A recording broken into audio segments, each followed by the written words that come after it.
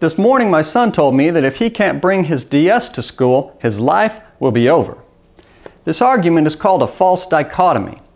The fallacy of false dichotomy is committed when the arguer claims there are only two options, when in fact there may be many others. He'll then go on to show that the other option is clearly unacceptable, so his chosen conclusion must be embraced. An example? If we don't enact gun control, more children will die. This argument is central to most every anti-gun position and is false on every level. It infers that gun control is the only way to prevent murder and that more gun restrictions would save lives, when in fact there are many things we can do that will help prevent murder, and gun control is not one of them. Statements that call for gun control for the sake of the children imply a dilemma between gun rights and child safety, when in reality they're not at odds. Let me be clear. Gun control does not have the potential to save lives. Restrictions on legal gun owners cannot save children. The fact that gun control does not reduce murder or violent crime has been reaffirmed every time it's been studied by a neutral organization, and there are thousands of examples of the failure of gun control around the world and throughout history, and not one example to the contrary.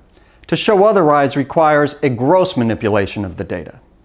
Despite this, people keep using these events to promote gun control, even using events such as the mass murder that recently occurred in Santa Barbara, where all the proposed measures have already been in effect for 2 decades and clearly didn't help.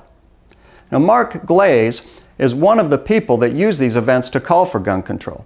He's the former director of Mayors Against Illegal Guns in Every Town for Gun Safety. He recently said, "People perceive a mismatch in the policy solutions that we have to offer and the way some of these mass shootings happen. You know, it's a messaging problem for us, I think. It's a messaging problem when mass shootings happen and nothing that we have to offer would have stopped that mass shooting."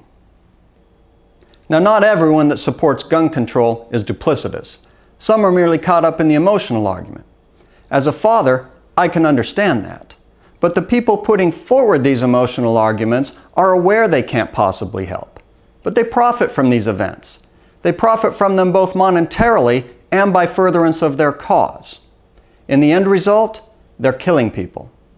They're killing people by creating emotional and financial support for things that can't possibly help, and thus ensuring that real solutions go unheard.